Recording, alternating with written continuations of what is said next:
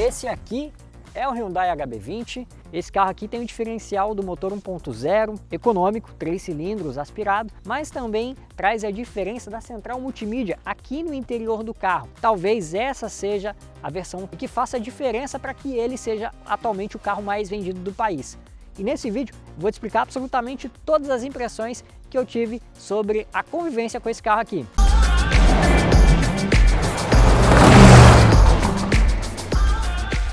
Se você é daqueles que gosta de saber todos os detalhes sobre carros, eu vou aproveitar para te fazer um convite.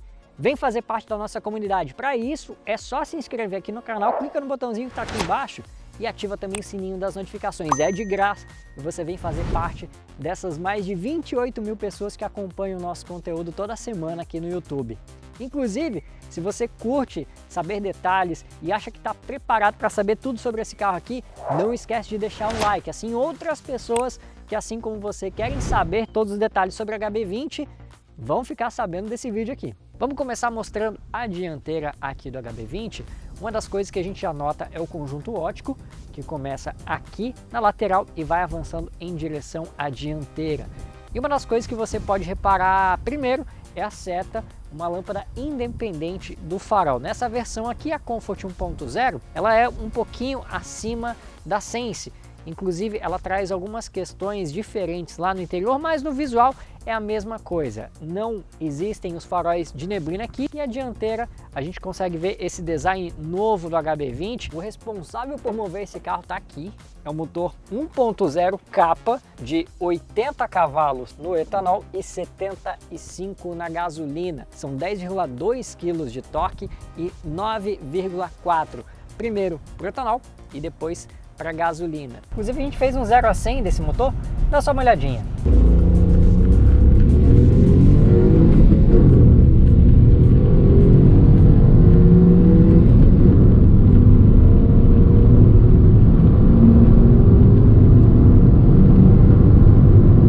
Você tem um câmbio aqui de 5 marchas, muito bem escalonado, o resultado é realmente bastante interessante e aproveita bem a potência desse motor. A gente está falando de um motor 1.0 de 3 cilindros, mas é o suficiente para levar muito bem o HB20, você não passa sufoco com ele. Óbvio que se você tiver realmente um carro cheio, com bagagem, você vai passar um pouquinho mais de trabalho, vai precisar trabalhar bem as marchas, elevar o giro para aproveitar a força que o motor tem.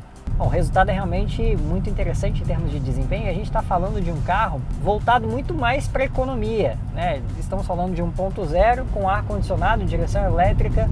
Então é um carro voltado para quem quer algum conforto, algum sossego na cidade, mas ainda assim prioriza a economia. Olha, rodando com o carro, uma das primeiras coisas que a gente pode notar realmente é a direção elétrica muito bem calibrada, uma evolução realmente muito grande do HB20 em relação a ele mesmo. Ele começou com direção hidráulica e agora a gente tem essa direção elétrica aqui que particularmente eu gosto muito.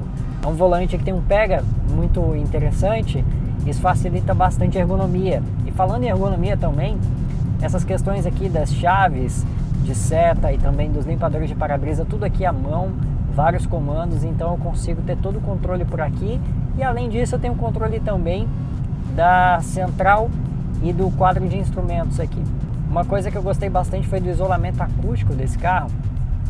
Você ouve pouco barulho de vento, pouco barulho do motor e olha que o barulho do motor ele invade realmente a cabine com bastante frequência, porque você precisa pisar aqui para ele andar um pouquinho mais, mas mesmo assim o resultado em termos de isolamento acústico é muito interessante. O que eu mais ouço realmente é o barulho dos pneus rolando e principalmente nos asfaltos mais porosos, como dessa rua que eu tô aqui, então fica um pouquinho mais ruidoso, mas em outras situações realmente é bastante confortável. Em termos também de suspensão, eu achei o equilíbrio muito bem acertado e eu posso comparar com o próprio HB20 porque eu tenho um HB20 da primeira faixa, né, ali de 2015, e por mais que o meu seja 1.6 voltado para o conforto, esse aqui tem uma suspensão realmente muito mais evoluída. Ela é um pouquinho mais firme, mas realmente deixa o carro ainda confortável, não deixa tão molenga quanto é o HB20 que eu tenho.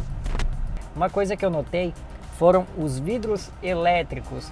Aqui, função toque só para o vidro do motorista, para subida e para descida. Os outros vidros você vai precisar segurar o botão totalmente para descer e também para subir e fechar o vidro. Nada que um módulo de vidros não resolva. De repente você consegue um módulo até para fechar os vidros quando você fizer o travamento por telecomando, né? Esse carro aqui ele tem a chavezinha canivete, mas o resultado é muito interessante do HB20 em termos de conforto. Na lateral algumas coisas chamam a atenção, como por exemplo essa linha que parte aqui, olha, na lente dos faróis e vai acompanhando toda a extensão praticamente da lateral até descer aqui na porta traseira. Mas aqui na porta traseira outro vinco, e uma das coisas que a gente pode reparar também é o retrovisor com capa pintada na cor da carroceria do veículo e também um LED aqui indicador de direção.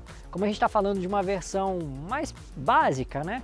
O que a gente vê aqui são rodas de aço com calotas para tentar amenizar o aspecto de carro mais barato. Bom, aqui no interior do HB20 praticamente nada mudou em relação à geração anterior. O painel é basicamente o mesmo, a gente tem a central multimídia no estilo tela flutuante partindo aqui para cima do painel. Os difusores de ar são os mesmos, assim como os comandos do ar-condicionado. O volante, inclusive, é o mesmo nessa versão, já que tem a central multimídia. Temos aqui alguns controles de volume, passar a faixa e também de navegar nas funções do computador de bordo, que é bem simples, tem poucas funções, mas já ajuda bastante o motorista a ficar informado com o que acontece por aqui. O acabamento dele é de plásticos, né, por toda a parte, no painel, nas portas, mas os plásticos são de muito boa qualidade, são muito bem encaixados. Você não vê rebarbas. Os bancos têm tecidos simples, mas de bom gosto, e a qualidade do tecido também é bastante legal. Eu particularmente gostei bastante, acho uma evolução realmente surpreendente do HB20 em termos de acabamento, desde o início da trajetória dele aqui no Brasil até hoje. Em termos de conectividade, a gente não pode falar muito, porque o que ele vai oferecer para a gente é a central multimídia, que aliás tem espelhamento para Apple CarPlay e Android Auto sem fio, mas também tem a opção de você espelhar por cabo. Aqui, inclusive, abaixo, tem uma entrada USB e outra USB-C que vai ajudar tanto para espelhar o aparelho quanto para recarregar o celular. Uma boa saída. Por se tratar de um carro de versões de entrada, ele não vai oferecer um carregador de celular sem fio. Aqui vai ter um porta-trecos, mas no final das contas a gente está falando de um carro de aspecto mais de entrada, para um público que realmente precisa de um carro econômico. Então, em termos de conectividade, ele vai bem aqui, viu? Uma coisa que me chamou a atenção aqui no quadro de instrumentos é que os elementos são bastante pequenos, eles são analógicos, você tem velocímetro para um lado, contagiros para o outro, e um computadorzinho central aqui, odômetro parcial, odômetro total, questão de consumo. Realmente eu gosto dessa solução, mas o que eu achei realmente é que as informações, principalmente de velocímetro e contagiros, elas são pequenas, então elas poderiam ser maiores para facilitar a leitura. E outra coisa que eu acho que vale muito a pena ressaltar é a questão de segurança. Aqui são 6 airbags, você tem os 2 frontais, os 2 laterais e também os 2 de cortina. Quanto mais segurança, melhor, e isso sem dúvidas é um ponto que vale e muito a pena considerar o HB20. Bom, e aqui na traseira, sem dúvidas, o espaço interno talvez não seja um predicado tão bom assim do HB20. Eu tenho 1,73 m, não sou alto, mas o que eu tenho aqui, olha, um palmo fechado, 5 dedos, da posição de dirigir que está o banco dianteiro. Nas canelas a mesma distância, vou bastante confortável. Tenho um espaço relativamente bom aqui dos mesmos 5 dedos da minha cabeça até o teto, absolutamente confortável, sem passar nenhum tipo de susto. Agora, se um motorista mais alto estiver aqui e o banco for afastado mais para trás, bom, minha vida já vai ficar um pouquinho mais difícil. Vai ficar difícil também a vida de quem for aqui, ó, no banco do meio, porque quem for aqui não vai encontrar tanto espaço assim para as pernas, apesar de o túnel central não ser alto, então os joelhos não vão tão inclinados assim, mas se você calçar 40 ou mais, você já vai ter um pouquinho de dificuldade para encontrar espaço para os seus pés.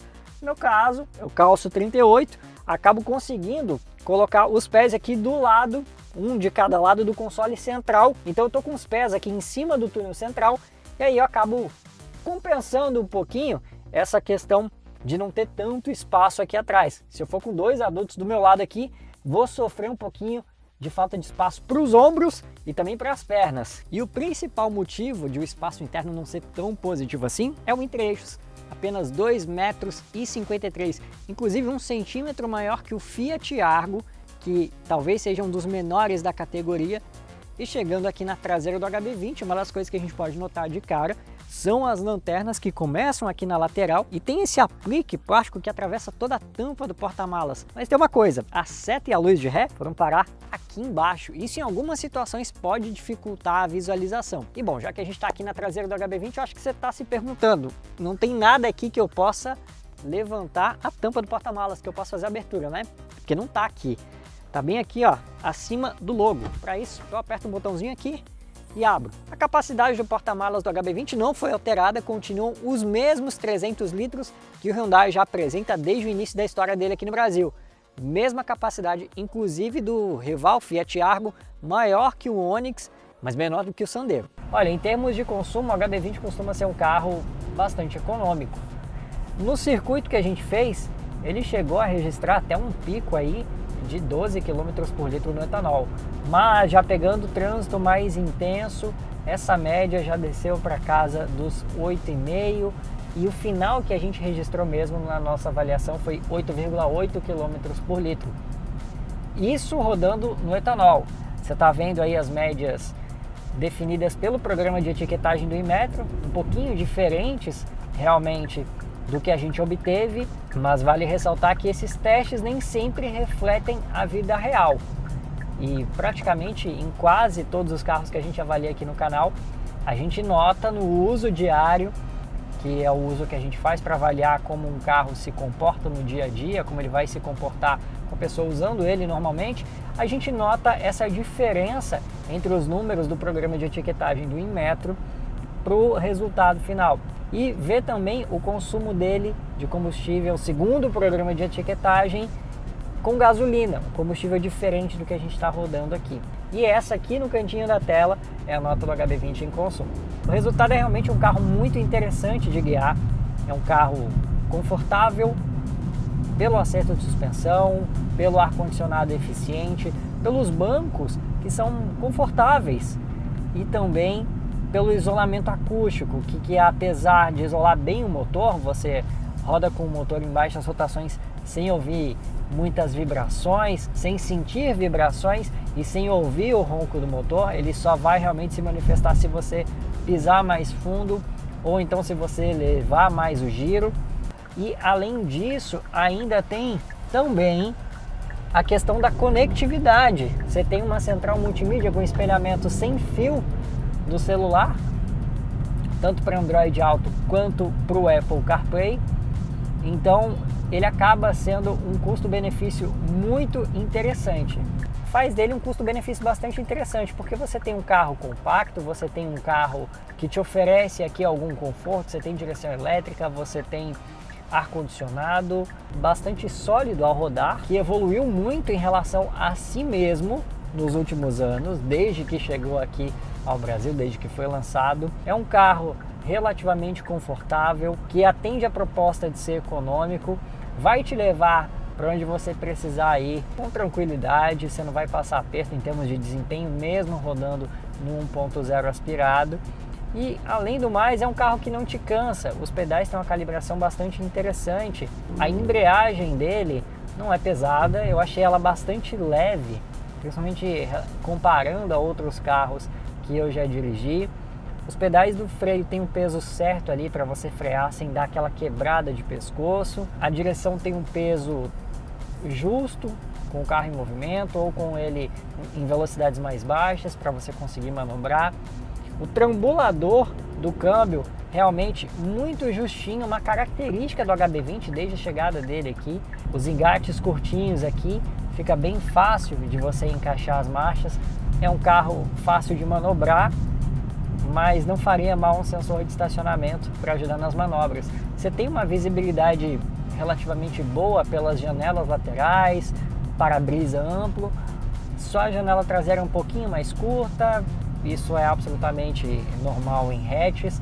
Então, o que a gente pode dizer é que o HB20 é um carro muito competente, tem uma proposta muito interessante e olha, nessas versões de entrada em que você abre mão de rodas de liga leve, faróis de neblina, o que eu posso te dizer com tranquilidade é que o HB20 se mostra uma opção muito equilibrada e se for disputar nos detalhes com os rivais, a minha recomendação é de que você, além de ver os detalhes, é que você faça um test drive, porque as impressões que eu tenho podem ser diferentes para você. Você pode gostar mais do Onix, você pode gostar mais do Argo, mas eu confesso que eu acho o HB20 o mais equilibrado desses três aí, entre Argo, HB20 e Onix, sem dúvidas. Hoje a minha escolha seria o Hyundai.